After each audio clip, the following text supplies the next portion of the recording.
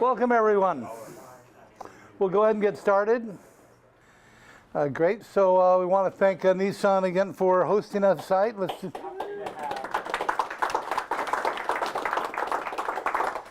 And Rick, where's Rick? Nick, probably Nick. Where's Nick? There he is. Nick, thank you for hosting our meeting tonight with the pizza and the soft drinks as part of EV Energy, which brings solar together with storage and EVs. So they're kind of where that nexus is all coming together. So if you have questions for him, especially after the event, the social period, hopefully you'll stay around and join us there. So him there, thank you. And I have to say, he's the first one that actually arrived like half an hour early to set up the food instead of a half an hour into the meeting to set up the food. So the speakers will really appreciate that. All right, so we've got 3 terrific speakers tonight. This is going to be really informative about what's going on in the community around us. And of course, afterwards, just as important, we'll be having a mixer. So stay around, talk to others, hear what other people are experiencing, all kinds of surprises you might find out. And we have a timekeeper back in the back. George will try to keep our speakers on track. New member, who's first time to this meeting? George, I know you're not. No, hands up, starting over here. Wow, okay, we have special gifts for those with that. You have a choice. So just quickly before we go to sponsors, I want to thank this whole group and all the other EV drivers.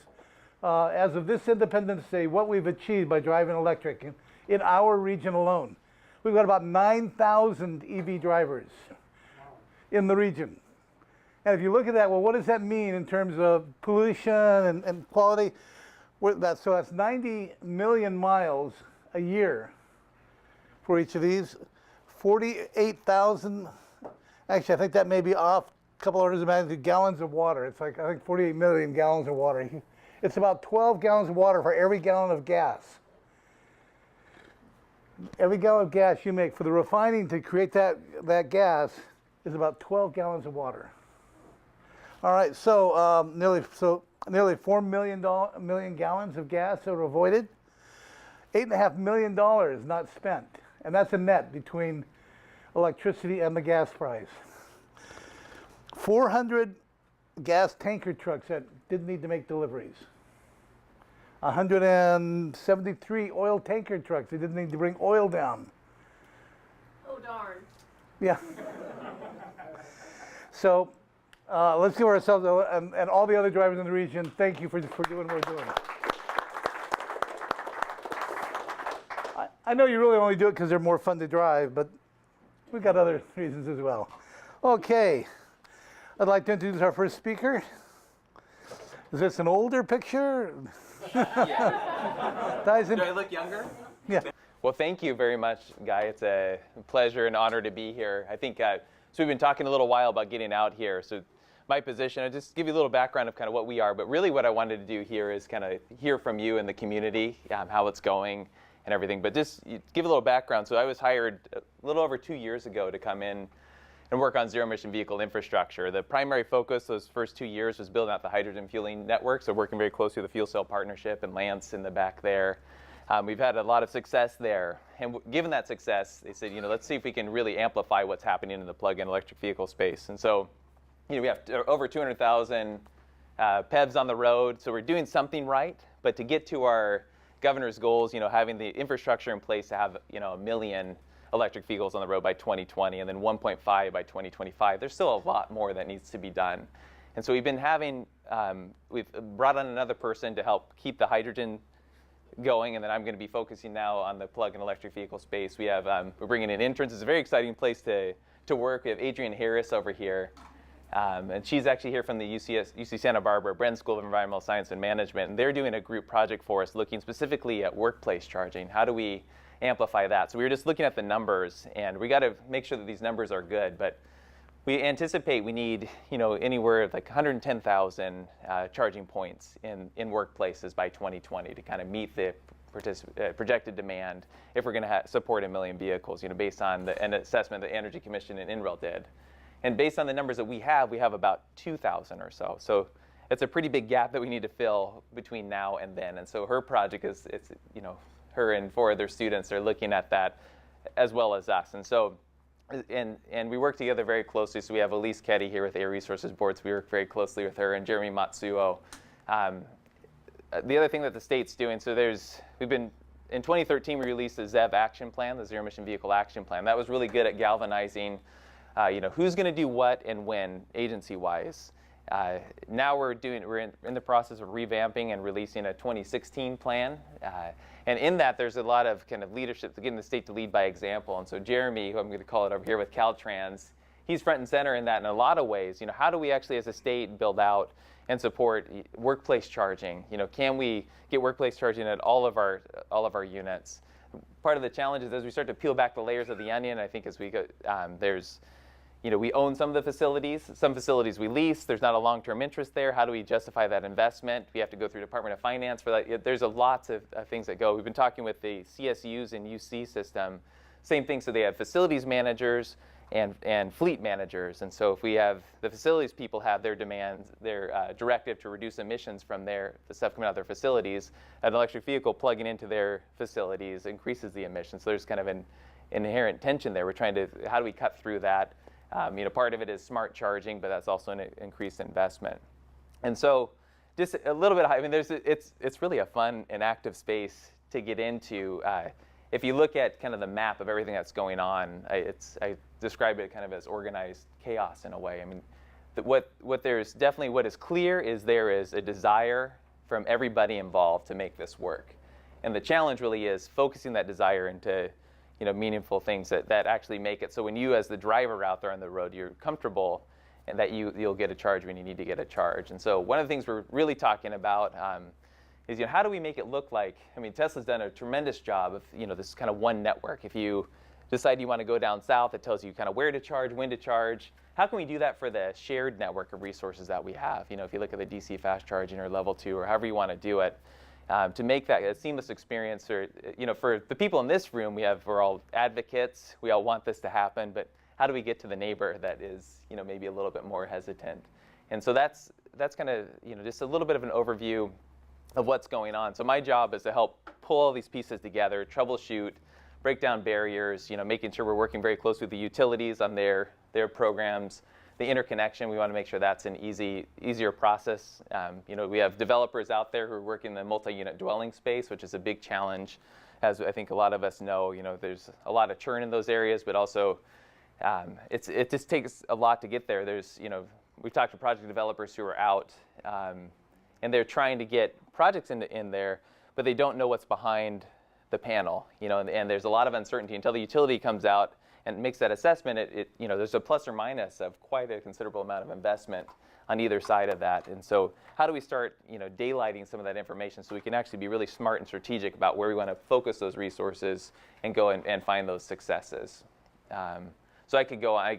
I've been getting really excited about this stuff, and there's a lot to do, and we're everybody is sprinting in the state government, at least. It's one of those things where the top levels of government, it's something about EV charging or hydrogen. People jump, and so we're ready, all hands on deck. And so I don't know how much time we have left. We have the timekeeper here.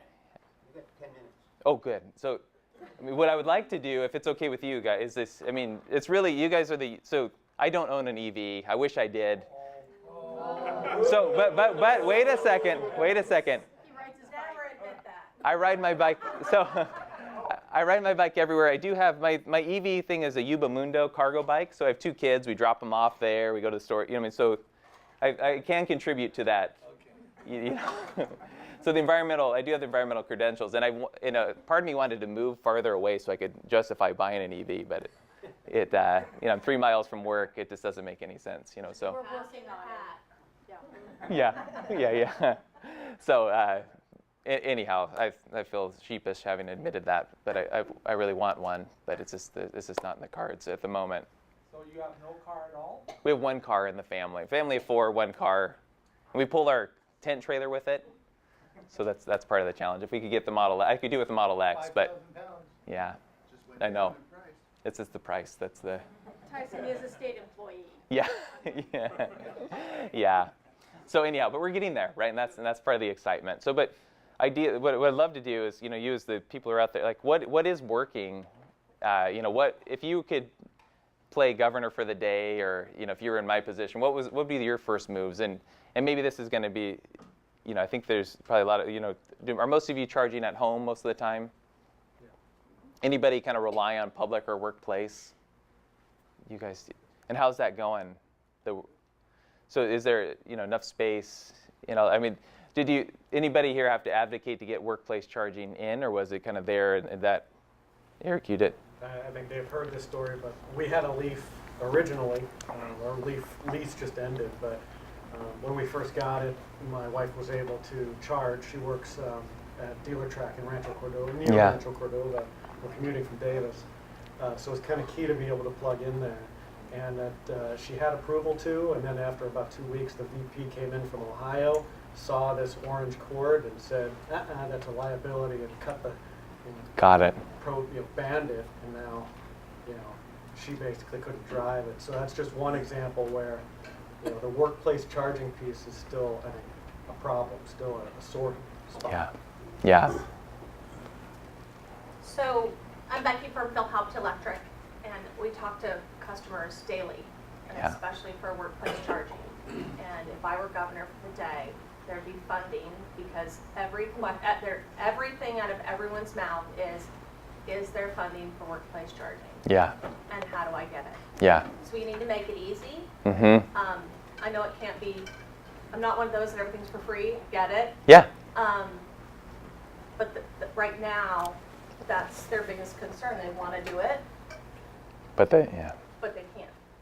Yeah.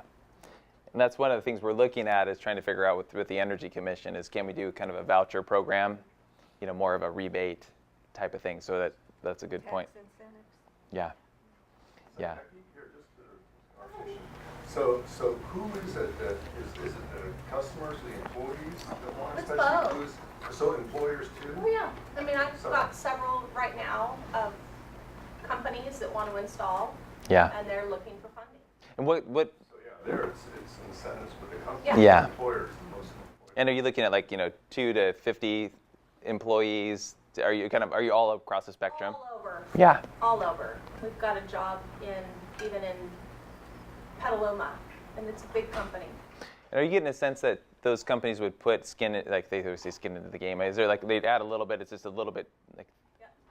And it'd be interesting to get a sense too of kind of how much these companies are willing to contribute. What's it worth to them? Right. Because that's one thing I don't know, Elise, if I don't really have a good sense on that, what that number really is. I think a lot of it will depend on their employees. Yeah. And what their sustainability plans are. Yeah. So that's a big question. If they have that sustainability plan in place, they have a bigger incentive to do so. Yeah. Or if they have more employees that already drive EVs, they have a bigger incentive. Yeah. I think you're going to find a lot of variability. Exactly, and that's kind of Right. it's hard to design a program to fit that variability, right? Just get at least say 10-20%, for example, or go for a certain percentage. Yeah. And kind of get the ball rolling.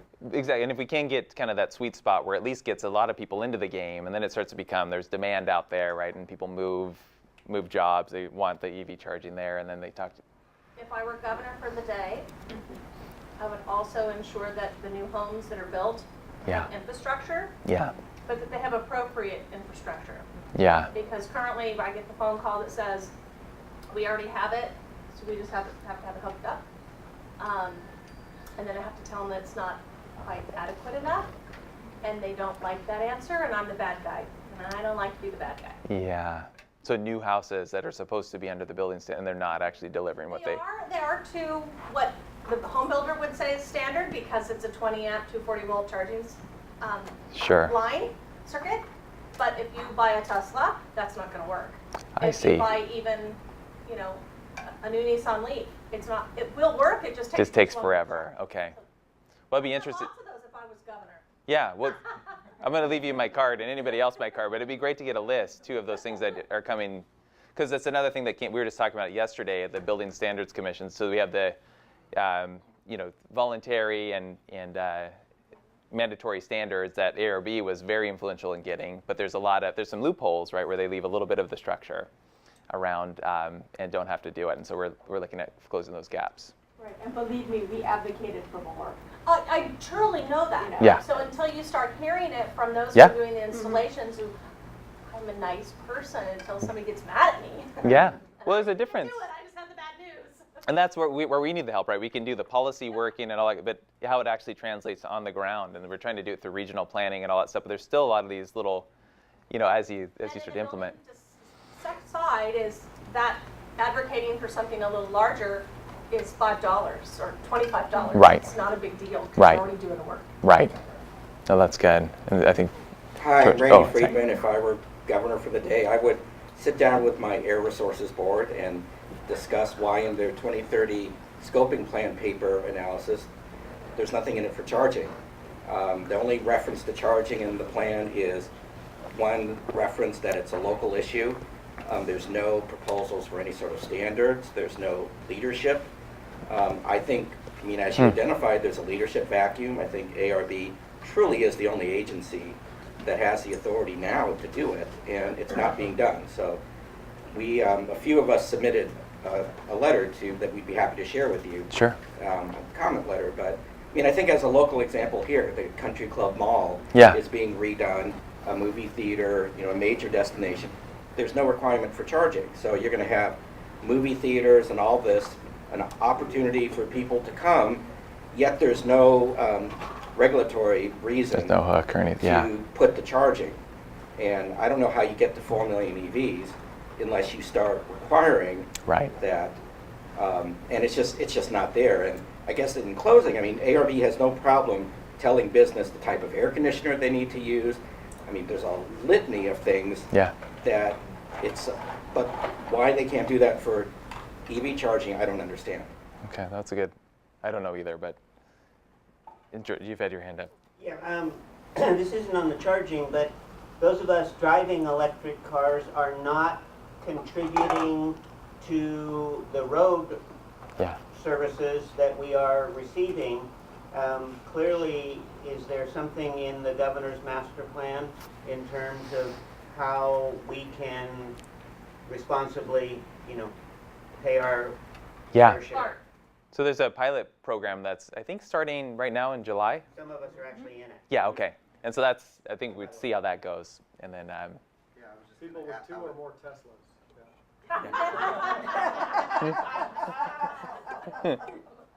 Dear. I was just going to add to that the Caltrans Road Charge pilot just started, going to go for 9 months. I think they're still taking volunteers. If anyone wants to, you can go to the Road Charge website and still put in your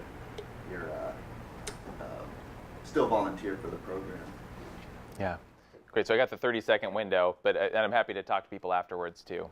So just real quickly, the utilities have a big need for people to use power during the middle of the day when there's this excess of solar. Yeah. So maybe the utilities could chip in for workplace. Yeah, and that's part of their proposals. Definitely would benefit them. Absolutely. Absolutely. Okay, we need to, What- yeah.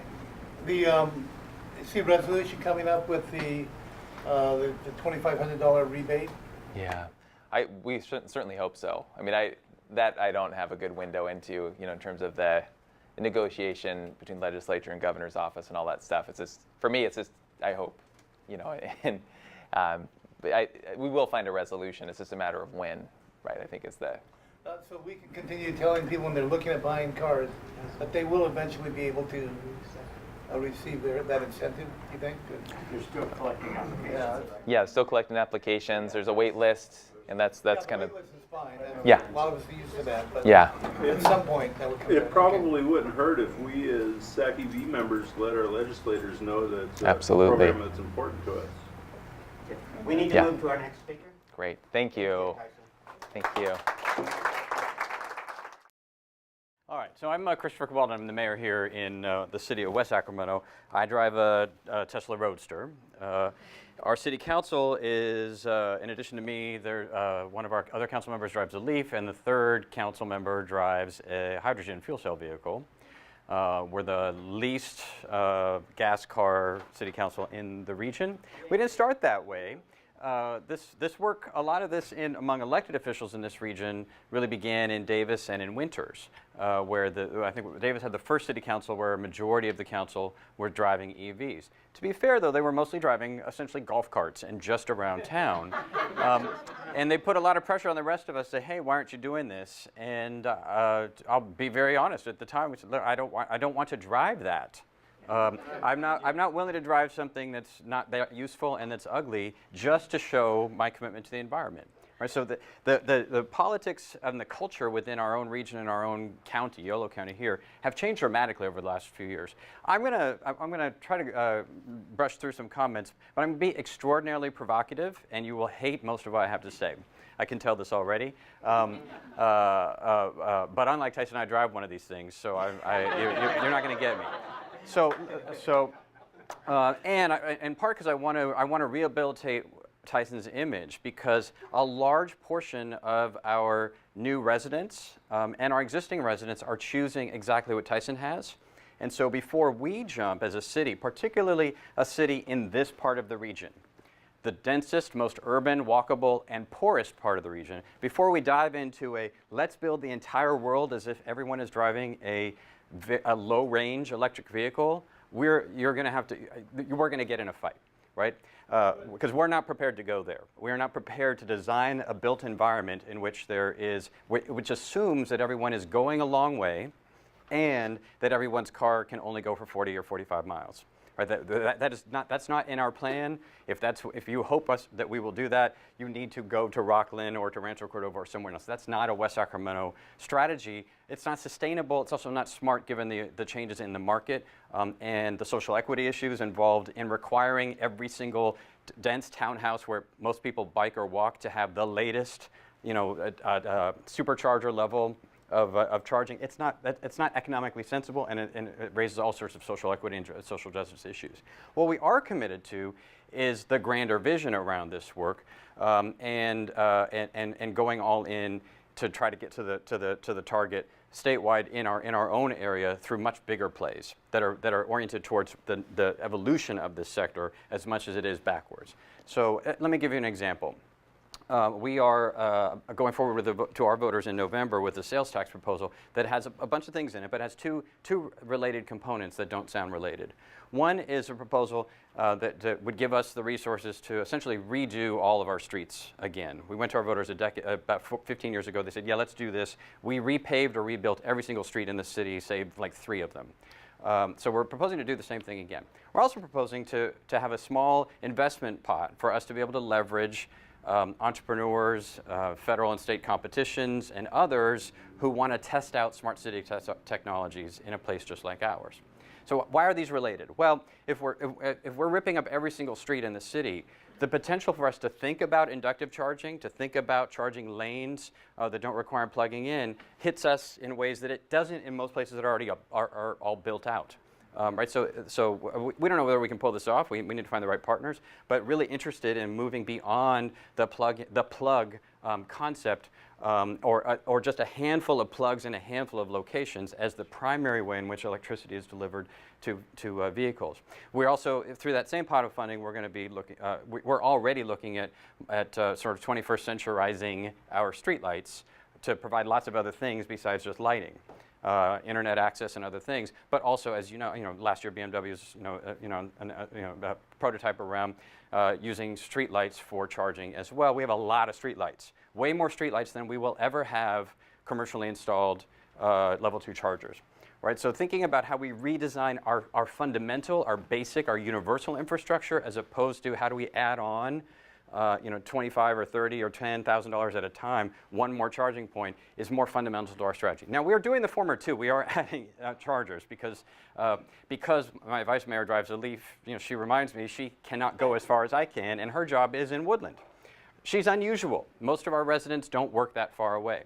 And most of our employees, we're the second largest employment center in the entire region, don't live too far away to be able to make a round trip with really any of the incumbent electric vehicle base. And so it's a trade-off for us around where the right investments are. So we're not really trying to chase that as much as we are trying to figure out how do we build a different kind of city infrastructure that makes charging something you don't think about. at all, because it's happening in the background or because it's essentially available at every single parking space where there's a street light, which is most of our parking spaces.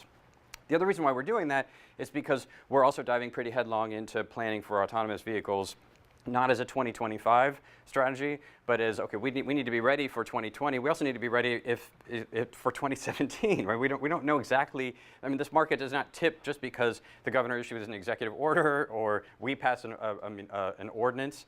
I mean, we already have semi-autonomous vehicles on the road. We'll have a lot more.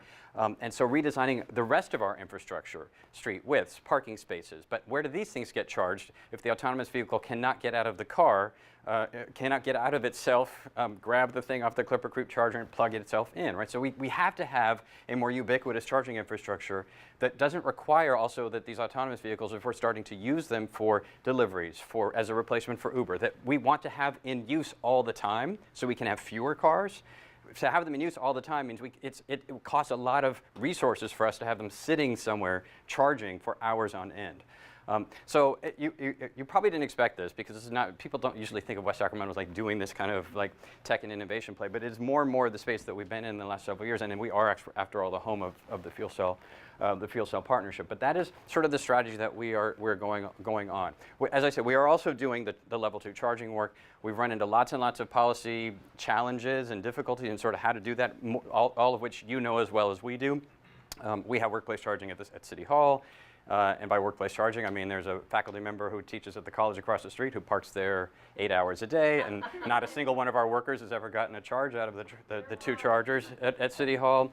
Right, so we have lots of these issues around, but as I say, we're really trying to take a look towards a future that involves cars that have higher capacity batteries, but also that where charging becomes a ubiquitous, invisible phenomenon for more and more of our riders and buyers. So I have a lot more to say, but we don't have that much time, and I know I've said some offensive things, so let me put it out on the table, and if folks want to push back or whatever, then this is a good time for it. Do you have a grant writer for all those things you're proposing?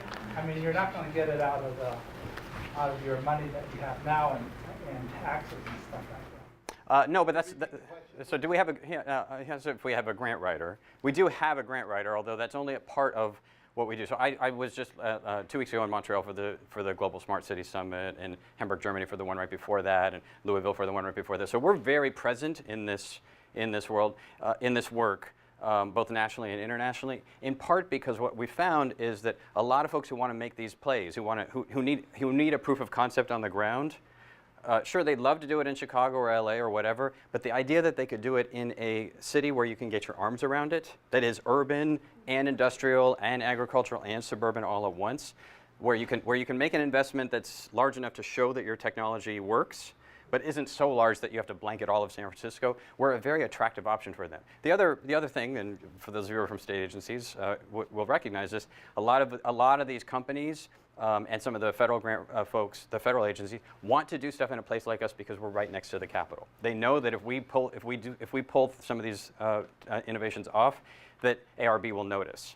Right, that the governor's office will see this, that the regional media will pick up on it in a way that they wouldn't get if they were doing it in Salinas, or in Chula Vista or somewhere else that have similar characteristics to us in some ways, but don't have the profile that we have. So this has been our strategy for everything. We're not doing just on EV, but our voters have repeatedly approved these like small leverage funds that are for the purpose of having a match available whenever somebody comes up with some crazy grant opportunity. We know we never don't apply because we can't make the match, and also in order to provide whatever like extra help we can to an entrepreneur or to a major company that wants to make a play and pilot something in a city like ours. We have the resources in order to do our share of the infrastructure work or the wiring or what have you. Yes.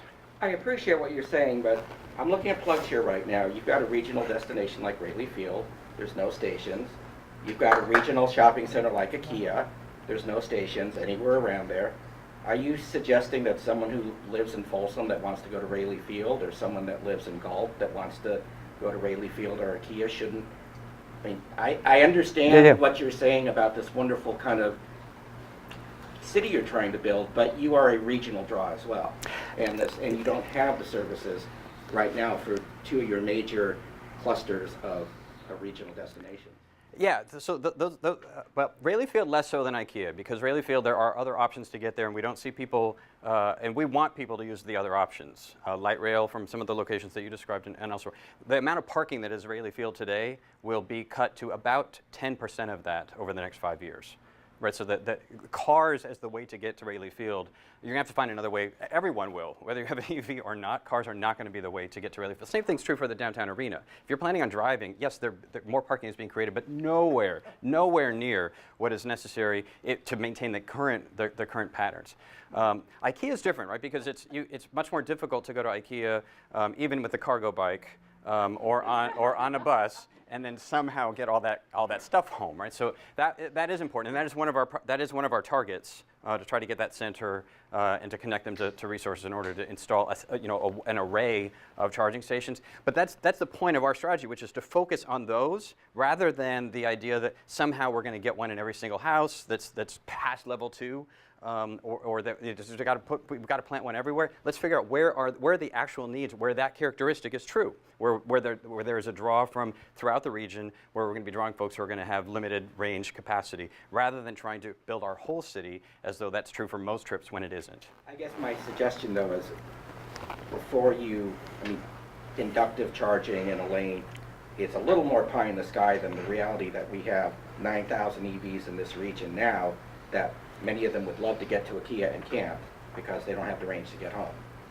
So, and you're still building in that center, and there's still permits being issued, and there's...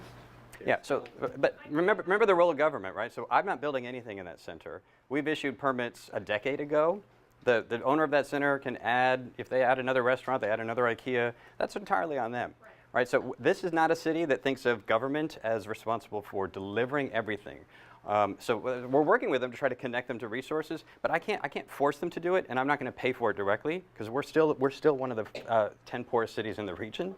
So we're not going to do that directly. We're not going to brute force it. But it is an area of target for us. But we have the opportunity because of where we're at in terms of our development trajectory and this road opportunity to fundamentally transform this in a much more significant way. And if we spend all of our attention and resources trying to walk backwards to meet the needs of my vice mayor and half the city council only, then we'll miss the chance to fundamentally achieve this on the scale that is going to be necessary to hit the ARB and governor's goals. I'd like to know, first, I think the idea of your inductive charging and using light poles, like if you guys pull that off, I think it's awesome. I think well news. I mean, I think that's very innovative. So I'd like to know why you feel like it's so negative. Because, and I install charging stations. That's what I do. So, but I love what you're doing. I think that's great. If you guys can pull that off, awesome. Am I the only one in the room that thinks that? No, looking over the horizon is what gets us to tomorrow. Yeah, so it's both. It is both. I mean, I stated my case a little more strongly than I normally would, just because I want to shake it up a bit. But say we are doing both things. But we definitely have our when we're waking up in the morning, and go, today's an exciting day. We're mostly thinking about how do we design for 2018, 2025. During the day, we are also working on the level 2 issues. I'll be moving to West-Sacramento. All right. I think I have the 2-second rule. Gotta get you? Yeah, one more quick. Okay, awesome. Yeah, I think it's pretty exciting what you're talking about here in West Sacramento. And if you're not aware, I think Foothill Transit is doing some inductive charging of electric buses. So if you're not already tuned in, it sounds like you are from the head nod. It'd be great to see some of that happen here in West Sacramento, especially with the pending ARB regulation on clean transit. But the question I have is, I work on low carbon transportation and disadvantaged communities, the intersection of those through what's called the Charge Ahead California campaign. So I'd love to hear just some examples or some insights about the social equity issues with charging that you kind of mentioned earlier. If you could just outline a few of those or some examples of what you mean by that, or what you've experienced or what you are concerned about. Well, we haven't run into a whole bunch of them, except. Question. So the question is around the social equity, social justice, economic issues. How we've been what have they looked like, and how we've grappled with them. And I should say it mostly started when the vice mayor got her Leaf and I got my Tesla, and we came to the city council about the same time. We're like, okay, there's nowhere to charge. I don't know what to do. Even in my Tesla, I'm thinking this, which now I'm like, this is stupid. My daily commute is 2 miles, not even. So why am I obsessing about where the nearest charging station is? But for her, she has to get to Woodland and back. So we were both on this charge. Like, okay, we are now the EVist city council in the whole region. So now we just better go out and do this. And what we got was a response from a lot of residents saying that's all great, but I can't. That doesn't do anything for me. I don't go that far. I need you to fix the bike path that I do use every day instead. And so that's okay, Mr. Mayor. You should do more of these things, but let's not assume that everybody in the city has a car commute at all, and that it's long, or that an EV is that replacing their current vehicle is on the horizon. So it hasn't been like a constant tension. It was just that wake-up call at the very beginning that caused us to think about, okay, we even though we are now fanatics about it, the vice mayor and I, that we have to take a step back and think about, okay, what does this look like actually for all the neighborhoods and all the different communities in our city, most of whom are going to work within a 3-mile radius. Okay, we've got a call time. All right, thanks. Thank you, and we have So Wade from SMUD, now to just show you there we go. I sort of debated on what I was going to do today. I wasn't really sure of the audience. You guys are familiar probably with some of our SMUD folks. Dwight McCurdy is probably a familiar name to you. John Grindrod may have come recently and presented to you all. So I am not one of those guys, so I will do my best impersonation of one of those guys. I manage a group of several programs that are relating to the carbon reduction programs that we offer at SMUD. And so this includes electric vehicles, but it also includes renewable energy, solar, and lots of other carbon reduction programs. And so I'm honored to be here. Thank you for the invitation. And we're going to talk through a few things today. How many SMUD customers in the room? SMUD customer. Oh, wow, look at that. SMUD. You're not a SMUD. Okay. No. Okay, good. So SMUD is a community-owned utility. What's that? PG&E? Somebody said PG&E? I'm crying. Oh, okay. Condolences. So SMUD is a community-owned utility. How many of you guys know what that means? What it means is if you raised your hand, you are, by virtue of raising your hand, my boss, actually. If you were to ask for a drink of water, I would say anything else that I could get for you today or something like that. So you all elect a body of officials that really become the voice of our customers. And so for us, we've been engaged in environmentalism. We like to say we were environmental before it was cool. For those of you that know old, bad country western songs, that'll have meaning. For the rest of you, you're too young. It'll flow. Ask your dad. But we've been investing in environmental programs with our customers and alongside of our programs, our customers for a long, long time. And so if you were to look at SMUD's vision statement, what we want to be when we grow up, there's really 3 components to that. It's reliable service. As it turns out, we have some of the most reliable service in the country. When folks flip the light switch, the lights tend to come on in our service territory. Low rates, we have significantly lower rates than most of the other alternatives in California. And we also, as a third leg of that stool, we have environmentalism. It's really so important that it is integrated into our vision statement. Several strategic directives around reducing greenhouse gases and carbon implications. We've become a utility that's probably best known for helping customers use energy wisely. I would say that's probably what we're most known for, along with all these other things that you see there. So again, I didn't really understand who the audience was going to be. So I'm going to go through something. Some of you guys may think, what a cheesy thing to go through. But that's okay. I'm going to go through it anyway, and you can throw things at me later. I'll put my safety glasses on. You can throw stuff at me. I'll answer some questions that probably the folks in this room, this will be like so yesterday for you guys, like not even where you're at, but I'll try to do it in a fun, quick way so we can move through it. You can interrupt me anytime. How much time do I have? 12 more minutes. Excellent. Oh my goodness. Okay, so this is going to be super fast, super fast. We're also going to be talking about Greenergy and some of the renewable options that we have. There was a solar person here earlier. So one of the things that I like to do with groups when I talk to them is I ask them, what is our address, right? So if this is the galactic home that we've been given, where is away?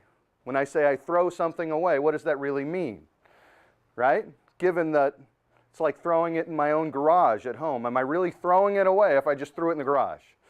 Probably not, even though I don't look in my garage very often. The poorest population, we understand that in terms of environmental issues, the poorest populations are generally the most affected by these, by the sort of the negative things that we do with our environment. We also know that if this is a good thing, and most of us would say as we stand back and look at this wonderful, beautiful picture, most of us fall immediately into awe when we see this kind of image. We say, wow, that's good. And it's a reasonable thing. Like almost all of humanity looks at the planet and says, wow, that's really good. And for us in developed countries and the countries that are not dealing with the most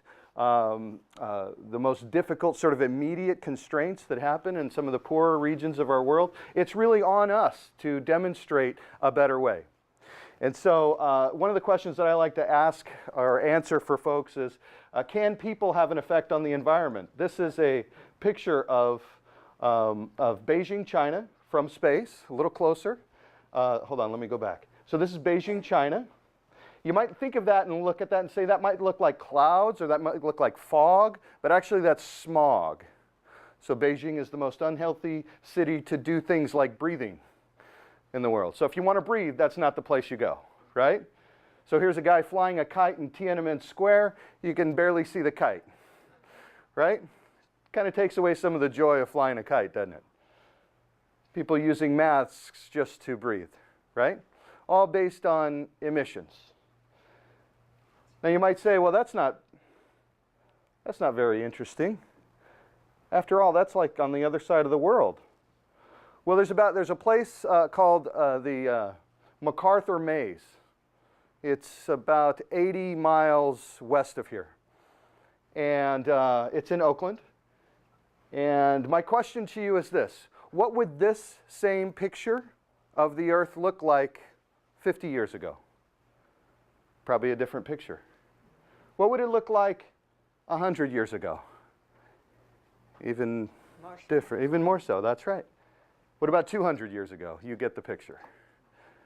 Look around us right now. Can people have an effect on on the environment? It's painfully obvious, right? We're looking around pretty much in our entire view, we're encountering things that are dying all around us. If we left that wall as it was, it would crumble down. And yet, just beyond that wall, there's an environment. So obviously, we have an effect on our environment. This is painfully obvious to everyone that we can have an effect on the environment. So the question is, what is SMUD doing about it? And we do a lot about it. Time check, how are we doing? Am I halfway through? Yeah, you're right. Awesome. So I'm going to do this super fast as well. So SMUD is doing a ton about it. So SMUD's been investing and reinvesting in the environment, helping people to use energy wisely for decades. And so one of the things that we know is that we need a more transactive grid, we call it. More two-way communications, more two-way interactions. So what you see, is this a pointer as well? Oh, it doesn't work there. It's glass. Ah, it doesn't work. Okay, all right. So, well, I can do the old-fashioned point. Check it out. It's a PowerPoint. You see it? PowerPoint. There you go. So what you see is we have a command center, and maybe it's better on this page, but we have a command center that can interact and is becoming able to better interact with really all of your at-home appliances, your air conditioner, your thermostat, all through a smart grid. The foundation of which is this meter that was installed just a few years ago. Allows us to interact with your home in unique ways, right? So we're also thinking about things like renewable energy. We're going to talk about that next because that's the Greenergy program. But also battery storage and electric vehicles. These are two really critical things for us as a utility. When we look at the landscape, we understand that these are the next things that we have to do to become the utility, the environmental utility that we say we want to be when we grow up, right? So let me just pause right there and say this. I heard workplace charging mentioned earlier. I should have, you know what, I'm going to go ahead and say it. I was going to let John say this to you guys, but here's the deal. We have just been approved to roll out a workplace charging and multifamily program through SMUD next year. It has to be determined as to what that program is actually going to look like. But what it means is something very significant. So we have been interacting with workplace charging. There's Dwight right there. He'll know this. We've been interacting on workplace charging for a long, long time. Come in here, Dwight. Come in here. This is one of the things we do at SMUD. So we embarrass one another. So SMUD, how long have you been working on electric vehicles, Dwight? 1990. 1990. Oh, 89. 89, okay, yeah, so we'll hang another year on you. So we've been investing and reinvesting in these programs for a long, long time. So Dwight exists in the research and development group, and they demonstrate projects and demonstrate that technologies are ready for mainstream adoption. So what we do is we take what Dwight has worked on for, now how long have you been working on this stuff? 1990, how many years is that? 26, 27 years? Goodness sakes. Well, you look better than me. So anyway, so 26, 27 years we've been working on this stuff, and we're taking all of that information and rolling it into what we'd call a mainstream program. So R&D projects have capacities of like 5, 10. When we talk in terms of mainstream projects, generally what we're talking about is hundreds and thousands. So we're now building the infrastructure to roll out 2 new programs next year. That's the workplace charging and multifamily programs. That's in addition to our straightforward incentive, free commute for a year. What is it called again? Free fuel for a year. Free fuel for a year. There you go. All right. Well, you actually have a slide coming up on that. Do we? Wow. I should know my own slides, don't you think? So actually, I was invited here to talk about Greenergy, which is something that interacts really, really well with the electric vehicles program. We talked about how important environmentalism is for us, SMUD. It's also important for most of our customers. And so there's about 72,000 customers that choose to pay more for their electricity to make sure that it comes from renewable resources. Super easy, $3 or $6. You can see those levels there. But basically what we're doing is going out and making purchases of renewable energy in equivalent amounts to the power that you're using. Does that make sense? So all of you people that raised your hands, you guys do? We do the turkey farm, right? Rock and roll. Oh, turkey farm, you're even, awesome, awesome. So these guys are on the turkey farm, so that's like a step above this. So this is the Solar Shares program that you're on. You're one of 650. We limited the number of people that could participate in that program to 650. You must have been one of the first ones to get on. We barely made it. Good job. Way to go. So we're not here to talk about that one because it's actually a closed program. We're not accepting new participants in that right now. It's because we've sold all the capacity of it, right? But Greenergy, yeah, that's right, that's right. So Greenergy is the most low-cost, or the easiest low-cost way for you to get renewable power to your home. How much sense does it make when you have made the switch from internal combustion engine car to electricity? You've already done a huge thing for the environment. That next step is then, of course, you pay the $3 or the $6 to participate in the Greenergy program where we provide renewable energy to your home so that you can charge. Now you're carbon-free. Does that make sense? We have solar panels. 2. Solar panels. Great. So does the solar panel take care of all of your electricity, or is there some left? 40 to 60%. There you go. So what we do is we take care of the remainder. If we put more panels on, we'll take care of it all. That's true. That's true. Only during the daytime. Only during, yeah. Well, you know, you could do batteries, right? Somebody does batteries here. Who does batteries? Somebody does batteries. Yeah, there you go. What was it? EV something? Anyway, it's a great program. We're actually gonna partner with. We're partnering with a local organization, and so what we're going to do today, I think, can I talk about this guy? Is it okay? Yeah. Is it okay? All right, so we're going to hand out some sign-up forms. If you raised your hand when I said, are you a SMUD customer? If you raised your hand, then I'm going to ask you or invite you to participate in the Greenergy program. I'm going to hand you an old sign-up form. I'm using those old sign-up forms for a reason, because I need to be able to designate which of the sign-ups came from tonight versus the other night. Because why don't you say this next part so I don't get myself in trouble, Guy? Why would they sign up tonight? Well, no, we want to go across the organization and ask people that are SMUD customers to sign up as part of Green Energy or Greenergy, and we're doing that in collaboration with 350 Sacramento, and where the two organizations are trying to shift more of the base of the residents to clean fuel. That's right.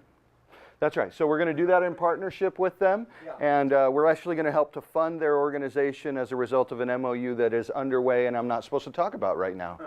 I'm so glad we're filming this. So, the goal is to get as many of our, we'll talk about the importance of clean air, global warming. This is a way, in addition to electric cars, that we can move forward and move that agenda forward. Absolutely. That's exactly right. So, questions, concerns. Actually, Dwight runs the complaint department, so if you have anything in that category, there's 1 minute left. Yes, what? If you have a successful program, why not start a second part of it? You said this one program was full. It's a pilot, do another one. Oh man, that is a great question. And you should look out for an announcement to be made January 1st, 2017. You should really look out for that. Well, I'm not in SMUD territory. Oh, you're killing me. Hey, look it. All you got to do is move. That's right. That's right, absolutely. So it turns out this is one of the most successful programs in the nation. We, just like we were environmental before it was cool, this program's been out since 1997. We were one of the first in the nation to do this, and actually pretty much throughout the nation, when other utilities want to know how to do a utility green pricing program right, they come to us, talk to us, and design their program after us. Guy. So how do I, if I sign up for this program, how do I know that I'm not just funding what you'd be doing anyway, or oh man, that's that, great. I'm funding something that you'll get credit for, so you won't stretch it for, you know, how do I So, know that I'm really going to have an additive? Yeah. Yeah, absolutely. So let me just say, oh, look at that. I have so many good slides in here. Hold on, where am I? Oh, there we go. So, so that is a great question for when I have more than 20 seconds left to answer. But I can just say that this is a Green E certified renewable energy product. What that means is that we pay an outside vendor to do an external audit. But before they do that external audit, we do an internal audit to make sure not only that the renewable generation that we're selling is all above and beyond the renewable portfolio standard, which is our minimum required by law, like to be a utility in the state, you get pulled over by the cops and they give you a utility ticket if you don't have this much renewable power. So it's all above that amount. Every amount of green energy that we sell is above that amount. The other thing is they make sure that the claims that we make relative to the renewables that we provide are legitimate, authenticated, and just the highest possible threshold for authenticity. They make sure that the generators meet criteria that fall into the highest possible category of renewable projects. They ensure that the renewable generation that is logged out of that generator and then associated with your bill, that all that happens just once. 1 megawatt hour generated, 1 megawatt hour goes to the customer. So it's the highest possible, it's the Cadillac. It's the highest possible threshold of certification relative to renewable projects in the nation right now. Okay, and I have sign-up forms. Yes, So I would passes. like to again commend Wade for the presentation, and as a past SMUD 38-year customer, I'm already in it. and you are? sadly now PG&E customer, and someone working on the SacEV board, I cannot tell you how deeply and impressed I am with SMUD's support for all of these environmental issues, particularly compared to what we've seen from the other provider in the region. Unnamed. SMUD is a wonderful sponsor and community element. It's been amazing to work with them. Thank you, Wade. And Wade, the one that you didn't know about, that was your slide I snuck in there. Cool. So this is a message for us. Whenever we're talking to someone about buying an electric car, one of the first questions that comes out is, what's my electricity going to cost out for my home? What risk have I got in doing that? Well, if you're a SMUD customer, again, they're going to cover the electricity cost for the first year. That turns out to be essentially a $300 credit on their bill, which is more than they're going to be able to drive electrically anyway. Pass that information along if you talk to a SMUD customer. And then after that, after the first year, then it's equivalent to 70 cents a gallon gasoline. Gasoline has to be down at 70 cents to compete with the electric price. Yeah, it's way less. Yeah, you'll never even come close to getting that. So pass that on to others. My leaf 2 months ago. I got the check within a week. You guys did great. All right, so anybody that got a car as of January 1st? My daughter already sent in her request for one. All right, so thank you very much. Appreciate that. New topic. As you can see by not only the attendance in the room, but by the number of people that watch the videos, by the people that go to our meets and support us at events, showing their cars, sharing their experience. Our membership has been growing. I mean, we're well over 500 people now. It's only about 10% of the owners out there, but still we're growing along, pacing that up. We've got 2 board positions that are opening up for these are members at large. So if you're interested in serving on the board, let one of us know. Please, we'd like to do that. We're going to have the elections. The next meeting, that's 2 months from today, or roughly 2 months from today. It's a fun group to be with. And you'll be able to be at the place where you'll be able to make a difference on a very important, crucial issue for not only the region, but even for the state, right? Absolutely. Good. And we now include, we were requested, correct me if I'm wrong here, Becky, but I believe we were requested by the folks up in the Tahoe, Truckee area to include their region as part of SacEV. So we voted on that in the board last meeting, and now part of SacEV now includes Tahoe, Truckee. So when it gets hot here, go on up the hill. And you're working on getting that to be done, right? It's solvable, right? Yeah. All right. So 2 years ago when we formalized some of the structures that we have in the board, I was asked, I said, do I think I can keep doing what I'm doing, over the next 10 years? And I said, just no way. That's not going to happen. And I'd like to make sure that every so often we have new blood coming in the leadership. It's got to be a certain amount of churn to really, for an effective organization to keep growing, because each person takes their distance. It's like a relay race, they're handing the baton. So George, could you stand up here in front of us? I'm handing the baton over tonight to George. He's been vice president for 2 years.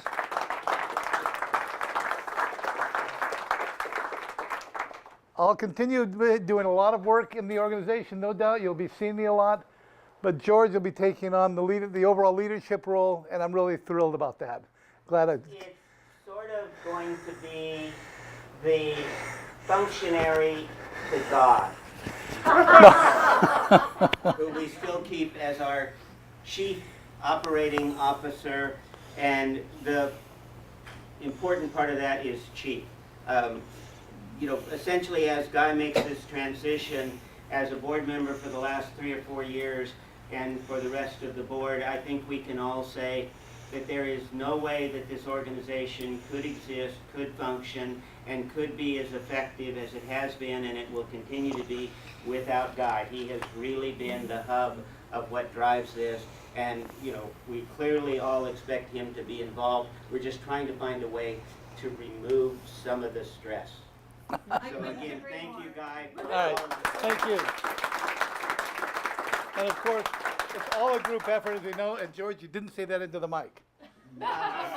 We'll do a replay, take out there. So George, you want to come up here and close the meeting down for us? Yeah, right. And I'm not terribly steady getting here. I am 8 weeks, 9 weeks now, post double knee replacement. Wow.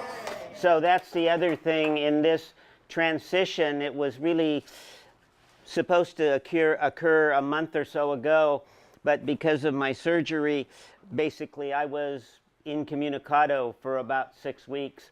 And again, what's been so impressive is how this board works together. So I would really urge any of you interested in being a part of this leadership and of this effort to improve health and the whole environment for our community, step up. The board is a dynamic and really synergistic group. As an ex-Sac State faculty member, I am so pleased to be a part of the board because the level of functioning exceeds by orders of magnitude anything I ever saw in my PhD colleagues. Orders of magnitude. So again, I want to thank you all for attending. To repeat, don't be shy. Self-nominations, come on up if you're interested. Elections, we'll always find a way to use an interested and enthusiastic participant. If you'll give thanks. And okay, so finally in closing, we continue to appreciate the support we get from Nissan for hosting us. Probably more than half of our meetings are here for EV Energy. I know I had my share of pizza. Is there any more pizza out there? Okay, so there's more pizza out there. You have to save at least 2 pieces for Nick's wife because he's been told he has to bring some home. But, you know, down to 2 pieces is fine. And obviously our videographer over there who's going to make Guy and I look semi-decent. The rest of you speakers, you already look good, so you don't need help. Again, thank you all, and have a safe and wonderful evening.